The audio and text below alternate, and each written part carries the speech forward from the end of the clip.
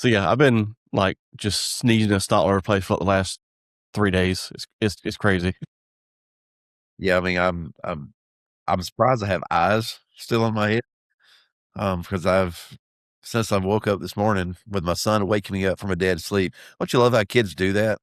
Like they can't just walk in and politely just daddy, daddy. It's like they get right up there on top and just like just Yeah. stare at you until you open your eyes like, oh my gosh, what are you doing? You know? And then of course it scares them. So then they cry and then you're in trouble. If they don't cry, then they're looking at you like, what's wrong with you? You're like, I need you to go get some juice and some goldfish, man. Like, get up, but yeah, ever since I woke up, I've been like scratching my eyes out of my head. It's like crazy. Like, You I'm don't just like, expect 30-degree temperatures in middle of March in South Georgia. It's stupid. well, I mean, last we were in shorts, this week we're back in sweats. I think next week it's going to start maybe doing something again. Who knows? Yeah, if tears start rolling down my face, it's not meant to be dramatic this morning. I just have allergies. You know, if I sound very nasally, more so than usual, that's it. That's it. Claritin has not kicked in yet. No. So, yeah, good, good, good day.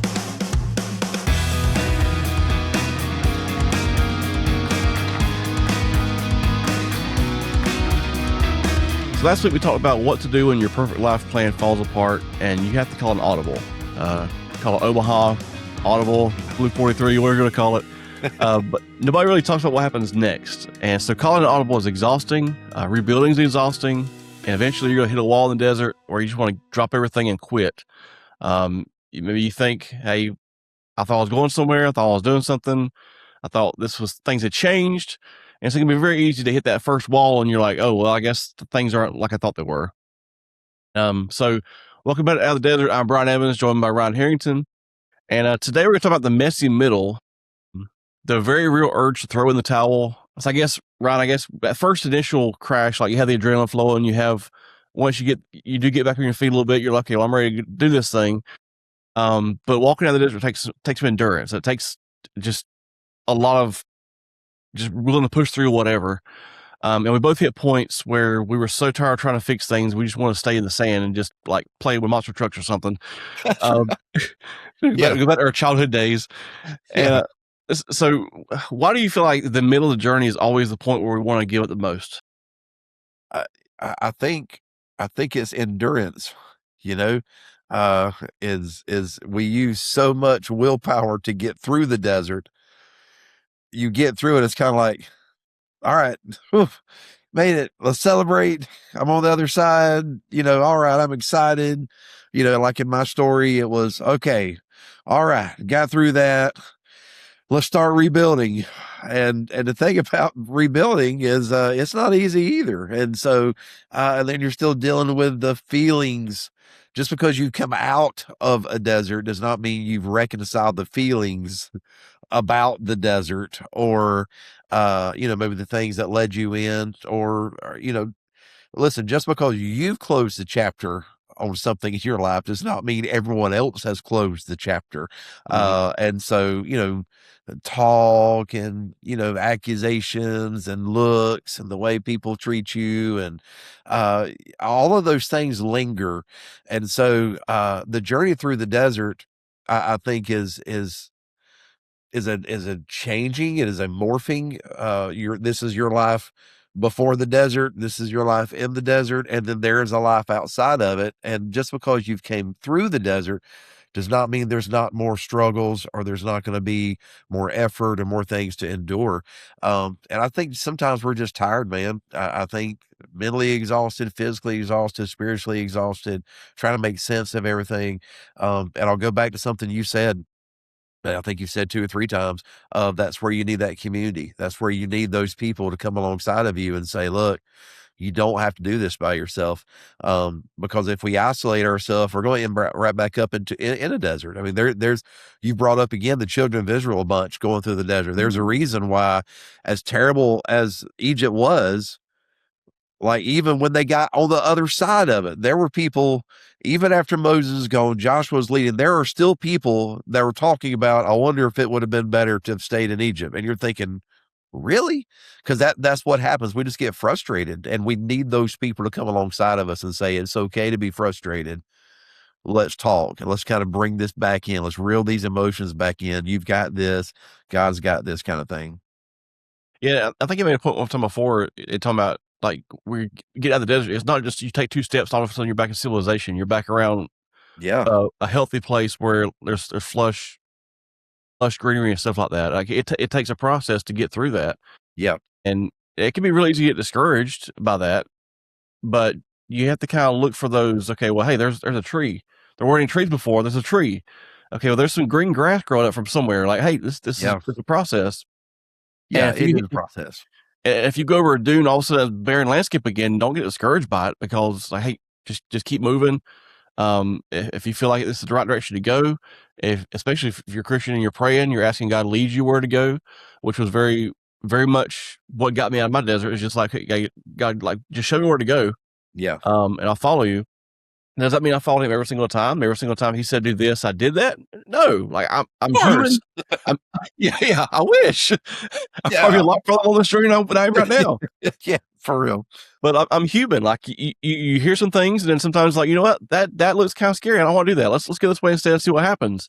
And the see what happens sometimes isn't very pretty, and sometimes it's the exact wrong way to go. Yeah. And so you end up doing a little bit of a loop and a little burnout in the desert, trying to get back around back where you're going. Exactly. I think we have to recognize and accept the fact, and we've said this a few times now, as beautiful as life is, it is equal parts messy and disappointing, right? I mean, and there's so many ebbs and flows in it. You know, kids, right? Kids have the ability to completely change your whole world in so many amazing ways.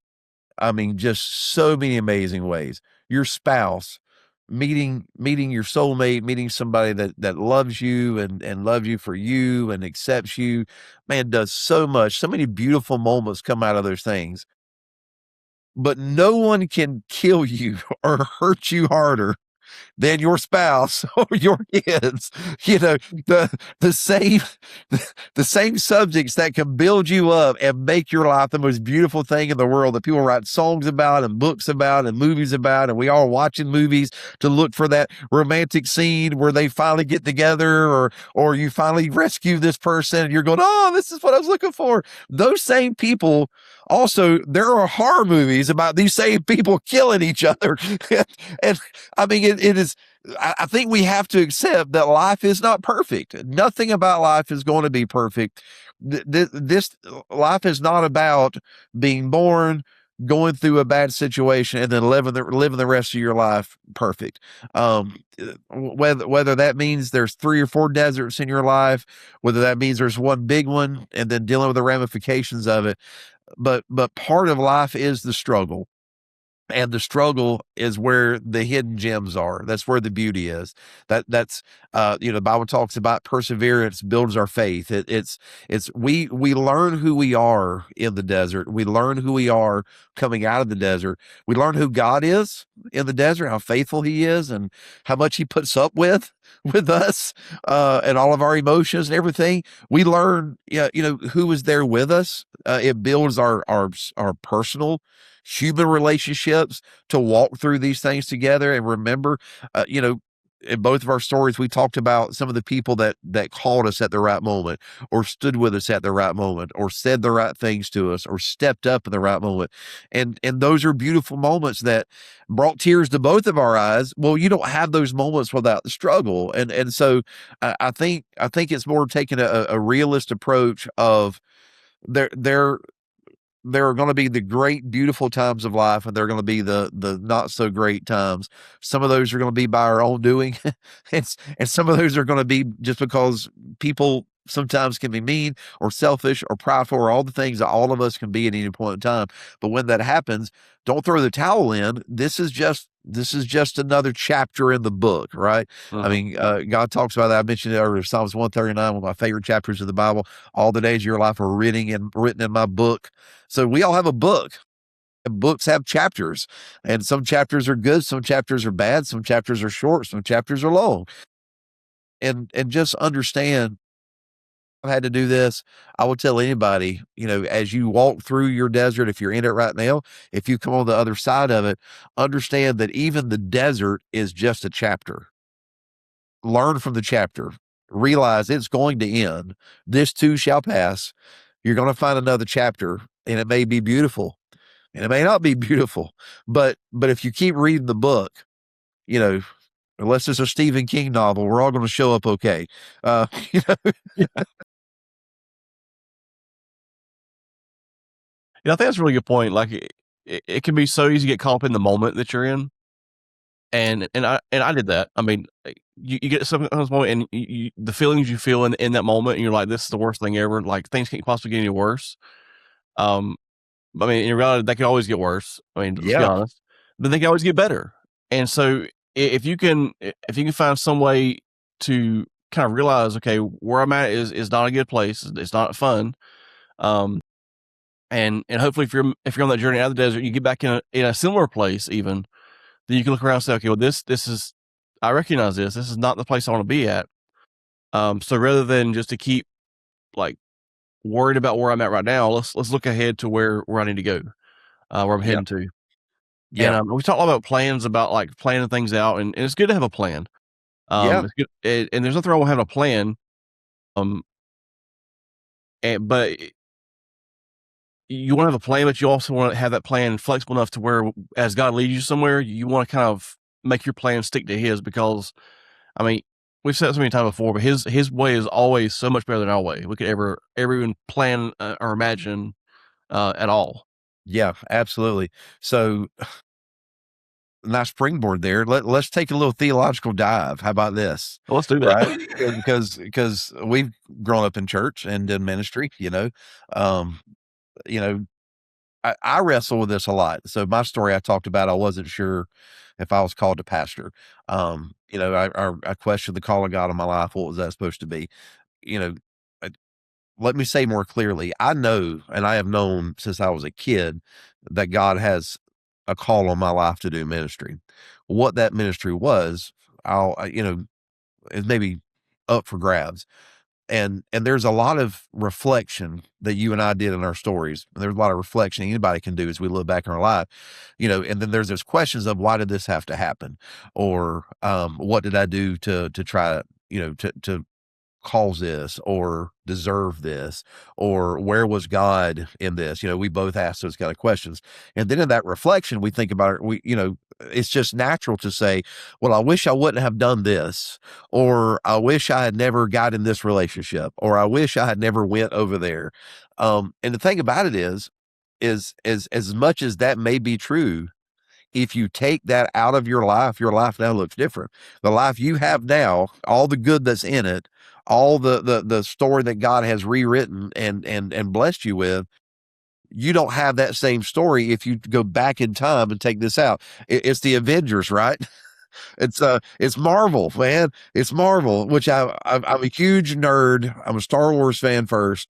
Marvel's right up under there. Team Iron Man. Sorry, love Cap, but still Team Iron Man. Um, but Marvel's kind of lost me a little bit with all the time traveling things and this dimension and that dimension and all those kind of things. And when I go to a movie, I don't have to think that hard, right? I don't want to. Well, how does this? I don't want to do that. I'm escaping from thinking. I need you to entertain me, man. Entertain Uh, me. just make me feel good. Want to eat my popcorn, man. So, but now it's all this time travel, and they're trying to make all these loops and these sinks. But I bring that up to say this: that every there's a scene at the end of Endgame, which was a fantastic movie, where Captain America is sitting there and he's old and he's not supposed to age. He's got all this super serum stuff, he's like fought in World War II and still looks younger than me and you. uh and he's sitting there and he's old, and you're going like, what the crap, how'd you get old? And the movie states that he used these magic gems, these infinity stones, to go back in time and relive a life with his sweetheart Peggy Carter that he didn't get to live in the movies that we saw because he died or was frozen to death in a plane crash.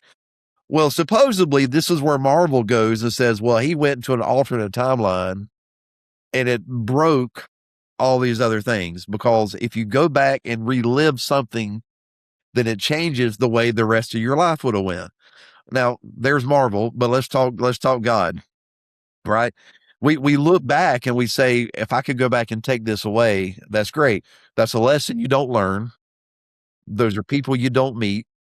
Let's go back and say, I wish I never got in that relationship. Those are kids you don't have.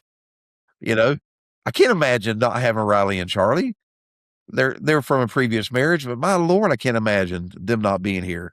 You know, so we start talking about God's will, and that's the crazy thing. That's scary as all get out. I was talking to somebody a couple of days ago, and they were talking about something that didn't quite work out. And they mentioned, well, if God wants me to have it, I'll have it. That's the way I believe. God must not want me to have this. And I listened, and I said, I don't know if I believe that. And she's like, really? And I said, I don't think I believe that. I don't think God gets everything that he wants. And so it kind of got in this discussion of God's will. So before I get on this monologue here, um, like, to make sure I'm not completely in left field somewhere, like, tell me you've heard all this stuff about God's will and were scared to death that you missed it, right? Is that a theme in your life as well? Yeah, like I mentioned before, I thought it was like a single path you could take, and if you Yeah. deviate from the path at all, then you're outside of God's will. You're not following God's will, and that's where I came up with the highway analogy. Like, if you're on a highway, you take a detour. Like, yes, you're not on the highway anymore, but Yeah. you can get right back on it, Yeah. and Absolutely. and that caused a lot of fear and anxiety about, well, making even good decisions. It was like, okay, well, if I make the wrong decision here, God's gonna get mad at me because I didn't do what he wanted me to do. When in reality, he's like, pick one. Like, Yeah. your choice. I'm gonna bless either one. Just pick one. Yeah.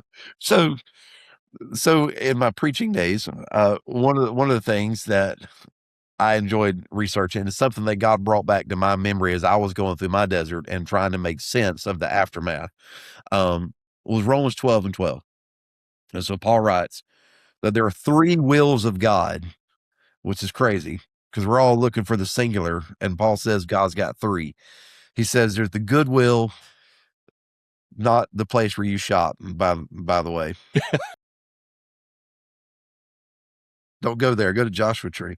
Um, there's the good will of God.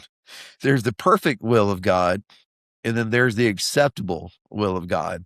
Um, and so, like, he delineates these wills. And then there's this theological principles that go along with this, that when Paul's talking about the perfect will of God, he's talking about the sovereign will of God, that God is sovereign over all things. He created all things were created for him, by him, for him, and he is ultimately in control. Then you start dealing with the good will of God, which is called the moral will of God, that God is a good God. As you brought up before, the scripture, if your kid asks for a fish, you give him a snake, no, kind of thing. And God is a good father to us. And then that acceptable will, then the theological framework in that same principle calls it the permissible will, the things that God allows, and to come in our lives or even in our own lives. And so I think we get stuck on this perfect will of God and said, this is kind of helped me. Maybe it'll help somebody else. If not, thanks for tuning in. Have a great day. Hope your allergies get better. But, but, so there's this perfect will. What is the perfect will of God? Well, everybody's searching for that. What's the perfect will of God? Well, the Bible tells us what the perfect will of God is. I think First Peter said it's not God's will that any should perish, or John, I believe it was. It's not God's will that any should perish, but that all should come to everlasting life and come to know him. So first of all, the perfect will of God is for all of us to go to heaven with him when this life is over, to be redeemed, saved. I mean, for God so loved the world, not just certain groups of people, but the world, everybody, that he gave his only son for everybody, that everybody could know him, that whosoever is a big word. I mean, anybody, don't matter what race you are, doesn't matter where you live, doesn't matter what you've done, doesn't matter, where you came from, who your parents are, who your parents aren't. It doesn't matter. Whoever decides to believe in him, you come. And Jesus died so that all of us can have that opportunity. The perfect will of God is that we all get to be in heaven, to be with God in perfect fellowship, nothing separating us from him, no sin, everything is gone. Garden of Eden, perfect will of God, walking in the cool of the day. Can you imagine that, dude?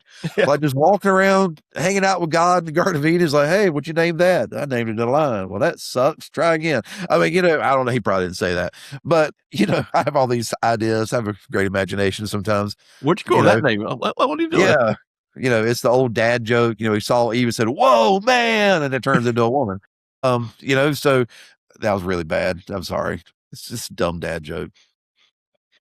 It just comes up to you there. So that's God's perfect will. That's what he wants. Obviously, sin screwed that up. We all have free will, which means we can choose God or not choose God. We can choose to do things our way or choose to do things his way. And he, as a loving father, just as we have children, we give our kids free will. He gave us free will to choose him or not. He didn't make us robots. He made us in his image, but he didn't make us robots to worship him. The angels already do that. He's looking for a relationship, right? And so we're created. That's the perfect will of God. And I think God spends all of our lives trying to pull us into that perfect will, trying to pull us into that relationship, trying to get things back on track, which is what Jesus came to accomplish. And that's the perfect will of God. Can you get in the perfect will of God? This is Ryan's theory. Okay. No, we are imperfect beings. Imperfect beings can't walk in perfection. We walk in perfection through his righteousness and through him, but we are going to fall. We are going to fail. We are going to mess up. It's the scripture, 1 John, I believe chapter 1 or beginning of chapter 2, little children, which means he's talking to the church. I hope that you do not sin, but if you do, I mean, even God through the Holy Spirit empowers John to say, you're probably going to do this. And so when you do, just know you have an advocate with the Father whose name is Jesus Christ. I mean, God looked at us and said, you're not going to be able to be perfect. That's why I've got to send my son who is perfect to die for you, to try to build this bridge back to us. And it's the goal of getting that perfect will of God of relationship. Well, there's the perfect will of God. So we beat ourselves up guilty trying to get in that perfect will when it's not even our job to get there. It's the Lord's job, Jesus' job in us getting us there, right? Does that make sense? Oh yeah, definitely. I mean, so there's your perfect will. Then we got this good will of God. What is the good will of God? For me, I've always interpreted that as this is where we want to live, because God is pulling us into the perfect will. And if we're in his good will, we see glimpses of perfection. We've had these God moments, right?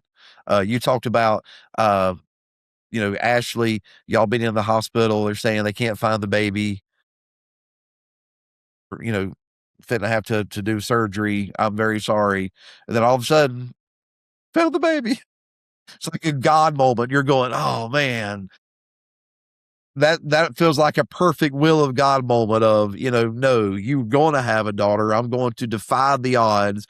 I'm going to shock the medical world. It's those miracles, man, that remind us there is a perfect God and he is working, but we live in the good will of God. What is David, Psalms 23, all the days of my life, or excuse me, Psalms 23 is surely goodness and mercy are going to follow me. If I'm in relationship with God, goodness is going to follow me.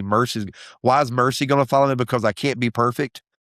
I can't be perfect. God gives me mercy because I walk in mercy. I have his goodness. So we talk about the goodness of God. What Romans 8:28, all things work together for the good of those who love God. So I'm striving to be in communion with God. I'm striving to be what he wants me to be. I'm going to falter. And then God, because he loves us so much, because he was with us in the desert, he was with us out of the desert, he looks at us and he says, I'm going to take all this baggage. I'm going to take all these things that you messed up, all the bad decisions you've made, all the sin in your life. I'm going to take the things that people did to you. I'm going to take the things that people said about you. I'm going to take the things that people use to destroy your life, and I'm going to work it out for your good somehow. I'm going to, you be in my goodwill. I'm going to make everything good. Somehow, it may not be tomorrow, may not be next week, but I'm going to work it out for you good. And you and I both can testify to that, that we're sitting here years out of our desert experience, and we can look back and say, man, look what God did. Like, look how he took that and turned it into something, right? Right. And one thing I love about Romans 8:28, I'm glad you brought that up, because it doesn't say God makes all good things. He makes all things good. Yes. So even the bad things, even the things that weren't good, he makes them good. He redeems them. The scripture says Jesus comes to redeem all things back to him, even the bad things. And so that's why now I can look back and say, okay, well, the things I went through in 2020, the feelings I went through, the stress of it, the pain of it, it wasn't good. Yeah. But God has made it good, because if it wasn't for that situation, it wasn't for that, like, go back to what we're talking about at the beginning of the episode. If it wasn't for that happening, I wouldn't have neither relationship with God that I have now. Absolutely. My faith grew exponentially through that. Yeah. Because I was for the first time in my life, I was actually willing to trust God. Yeah. I put my life in his hands and said, okay, look, I don't like this. I don't want this. Like, if you'll take this and do something better with it, like, have it as yours, I'm going to throw it away anyway. Yeah, exactly. And so, like, no matter what you've been through, your own hand, something else done to you, I mean, God can make it good. He absolutely will. And he works to make that good. Like, he's working for us. Like, God is working for us to move us again into that perfect will. He does have a perfect will. He's trying to get us there. We have free will. We make bad choices. Other people make bad choices that affect us. And so in the process of getting us to that perfect will, get us to that ending, he says, that was done to you. I'm going to make it good for you. I'm going to use this to bless you in some way. I'm going to use this. It's Psalms 23 again. You prepared a table for me in the presence of my enemies, right? That's like the ultimate, like, diss track, right? Yeah. Where God shows up in the middle of all of your enemies, just throwing insults, yelling at you, and God's like, here's a table, made your favorite dish, let's have dinner. And you're sitting there with God having dinner while everybody's just staring like, well, you having dinner with him because he's my son.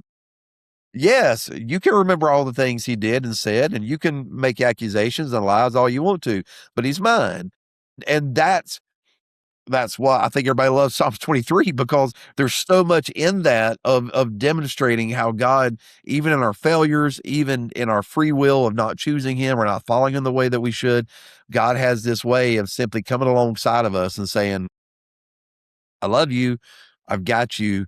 Which brings us into that third part of what Paul is saying, that that acceptable will of God, or as that theological framework called it, the permissible will of God. Those are kind of interchangeable. Obviously, whatever is permissible, you allow. Whatever is acceptable is good enough. And so, what is a permissible will? Like, for me, I've always defined that as, again, we have this free will. You talked about the highway analogy of, well, I'm going to get off this trail. Well, that's not God's perfect will. In fact, that's not even necessarily God's good will, but he gives you that free will to decide, hey, I'm going to go this direction. And a lot of times we can later look back on that and go, man, that was dumb. You know, what was I doing? But I used to believe that if you ever did that, if you ever got off on a tangent somewhere, if you ever got involved in something that later you realize, well, I don't know that God was really in it, but somehow that was sin, or somehow you failed God, or somehow, you got all this repenting to do, you lost your relationship with him and all this kind of stuff. And I look at life now differently, where God expects us to live right and to be in relationship with Him. But sometimes we do go off on a tangent. Sometimes we do get caught up in something. Sometimes, something does kind of get in us and makes things difficult. But God doesn't leave us in those times. God doesn't look at us and say, told you not to do that. What are you doing? And it's like, well, I'll accept this, or I'll permit this, or even I'll permit these people to do these things to you. And that opens a whole can of worms of, why doesn't God just stop this from happening? But then again, if God stopped all evil from happening, there'd be no evil, because He's not a respecter of persons. So if He stops bad things happening to me, then you've got a beef with God, because He didn't stop all bad things happening to you, you know? And we're moving to that area. That's the perfect will of God. No more bad things, no more sin, no more crying and death and separation and hurt and pain and sickness. All we're headed that way. But on this side, we're all going to be touched by it. We're all going to have these issues, and God is going to allow some things in our life. And some of those things come in our life not to destroy us, but to make us stronger, to help us rely on Him. I said, my own story, I could not have scripted my life right now 7 years ago, 8 years ago. I couldn't. There's no way. When I walked out of the desert and got over and was like, all right, here's the new chapter of my life, I couldn't tell you this is where this is going. I had no idea what life was going to be like. I had ideas, I had thoughts, and with every idea that fell apart, I got mad and got ticked off and blamed God. Well, what'd you do this for? And God's up there going, okay, you're in my permissible will right now. I'm allowing these things to happen because I'm trying to teach you that I love you. It's, again, go back to our kids. There are things we allow them to do, even though we know this is not the best thing for you. I'm going to allow it, and you're going to figure it out. You're going to, I want to eat all the candy. I want to eat all the candy. No, yes, no, yes, it's, throw you fit, in the grocery store or whatever, in the kitchen. And finally, like, fine, eat all you want to, you know, uh, Charlie, I think of Charlie every time, man. Charlie was, forget the food that she was eating. We kept telling her, you need to stop eating that. You've ate too much of it. You're going to be sick. Oh, I'm good. I'm good. You're going to be sick. No, I want to eat all of it. Charlie, stop eating that. Like, no, Andy, I want it. I want it. Like, you know what? All right. Eat all you want of it, baby girl. Eat all you want of it. An hour later, like, she comes laying on top of me like, Daddy, my stomach's killing me. I'm like, don't want to say I told you so, but you know, I think God sometimes has this permissible will of, okay, I didn't really want you to go this direction, but if you're going, I'm going with you. I'm not going to leave you. I promise to love you. You know, I'm still gonna.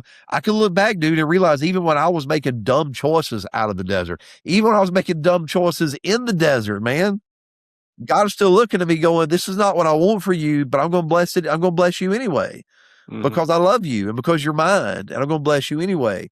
And I think, for me, that remembering that framework, that's kind of been my framework moving forward out of the desert, is, okay, God has this perfect will for my life to be in perfect relationship with Him, and He is moving in my life to move me towards that. And it's my job as a child of the King, and He being my Father, to pursue that. And so I'm going to pursue that, understanding that I'm probably going to fall. There may be another desert. I'm going to make bad decisions. There's always going to be outside people, forces making bad decisions that affect me. And when that happens, I don't need to feel guilty because I'm not in the perfect will of God. I need to understand there's a good will of God. There's a good moral will of God that God is saying, hey, I'm going to work all things for your good. And then also to understand that in His grace, thank God for grace, that in His grace, that there's an acceptable, permissible will, that even the things that He does not want in my life, that I in free will bring into my life, He doesn't go, well, fine, you want to do that? See ya. He's like, no, I still love you. I'm going to pull you out of that. Or even I'm going to allow these things to come in because I've got a plan for it. So, there's my theological rabbit hole right there of what do you do? I think it is just, we talked before, Joshua, start fresh. What do you do in the desert? Be Joshua. We're going to understand God's word. We're going to understand his plan, what he's got for us. We're going to throw away the remnants of what destroyed our lives before, move on, fresh start, and then have this understanding of God is for me, God is leading me, and God is working something in my life. Well, that's so good. I think it's what people need to hear, because especially if you grew up in church, then I'm sure you probably have the same, maybe not the same background, but I'm sure you've probably had the thought process through as far as the will of God. It's not just it's not confined to the denomination we grew up in. I've heard other denominations have a similar take on it. So if that's you and you're one of those people that is trying to get out of the desert, but you hit a roadblock and you're like, I don't want to go from here. I'm completely outside God's will for my life. You may be, but then you may not be. You may just be right on the very, very edge. All it takes is just turning 3 degrees back to the right or to the left and moving forward. And, and so I think it's such good information for today. Yeah, yeah. And I would just say, Bryan, and we were talking about this, we have a lot of goals for this podcast, right? We want to talk about what Joshua Tree's doing. We want to talk about stories and help people find hope and belief again in themselves, belief that life can be different, to not give up. We want to inspire stories and we want to, I think next week we're planning on having Chris Kendrick on with us. Love Chris. We're going to have different people come and talk with us and talk to them about their stories and maybe what God's doing in their life. And we've talked about, kind of walking a fine line of some degree. We understand that maybe everybody that may watch this may not be a believer. Our agency is an independent faith-based Christian agency, but we are contracted with the state of Georgia. To my knowledge, the state of Georgia is not a believer. There are people who work for the state of Georgia that are, but they're not supposed to respect religions and so forth. And so, I think we try to walk a little bit of a tightrope of, if you're not a believer, this podcast is for you too. These principles are for you too. But I also feel the need to just unashamedly also say that this is a Christian podcast in many, many ways. We are a Christian company. If you don't have to be a believer to enjoy the things that we're saying, but I think I can speak for both of us that if you're not a believer, man, I sure hope you'll become one. Because Jesus Christ is the reason that we got out of our desert. He is the reason why we have success in our lives. He's the reason why we can put one foot in front of the other foot after we've gone through what we've gone through. And his grace in my life has changed me and showed me so much. And looking back and seeing the patience that he has shown me, going back to my story, all the way back to my daughter being born and him changing my outlook. But it still was like years later before I completely walked in the understanding of what he was trying to do, the patience, of all of that, So yeah, we want to walk that line, but also, man, I want to be unashamedly and say that, you don't have to be a Christian to walk out of your desert or to find hope. But I'll tell you that you'll never find a better hope than a relationship with Christ. And Bryan, that's where, I think if we're laying all the cards on the table at the end of the day, that's what drives us, right? Right. I could imagine even trying to walk out of my desert without having God there to lead me. Yeah. And that's not saying it couldn't be done. If you're not a believer, that's not saying that you're doing a bad job at anything. Like, we do wish you become a believer. We do wish you would meet this God that we know. Yeah. But at the very least, if you're not a believer, and you say, I don't want anything to do with God, my hope anyway is that you at least find somebody, a counselor, or somebody you can talk to that can help guide you through this process. Yeah. Because I will go on a limb and say this, not something you can do alone. Yeah. Loneliness and isolation is the absolute worst thing you could do. At the very least, find somebody to talk to, find somebody to get with you to help you make this journey, because it is a journey and it's not something that's meant to do alone. Yeah. And if you don't know the Lord and you want to know the Lord, hey, we've got a contact thing. Let us know, I don't mind reaching out to you. Bryan don't mind reaching out to you.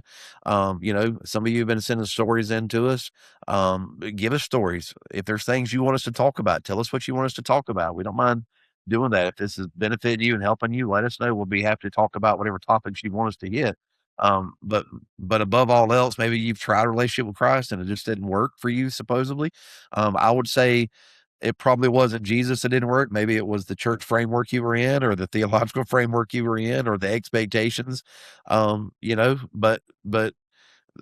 he's waiting, and he does love us, and I'm thankful every day to the Lord for his goodness, and his goodness has followed me. His mercy has followed me. His grace has been there and kept me, even when I didn't deserve it. And so, yeah, as you walk through that desert, find that community. I would encourage someone to find that faith in Christ, because that's going to be the bedrock. That's going to be the foundation. But if you don't want to be a believer, then yeah, get community. We're not made to be alone. There's people out there that will love you and care for you. And again, if we can do anything, that's what we're here for. Absolutely. And yeah, you can find that contact form on our website, thejoshuatree.org/out of the desert. Make sure you have the in there, because if you do joshuatree.org, it takes you to the National Park website. They don't have a form you can talk to us. Yeah, it's not up. So thejoshuatree.org. Affiliation. Yeah. /out of the desert. And make sure you subscribe to our YouTube channel, follow us on Apple or Spotify, however you listen to us.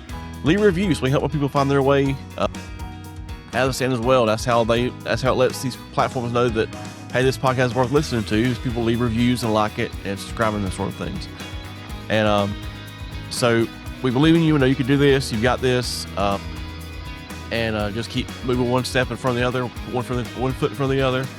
And your life has purpose, and you don't have to walk through this alone. And the desert might be where you are right now, but it's not who you are. So keep moving forward. So thank you for listening. We hope to see you next week.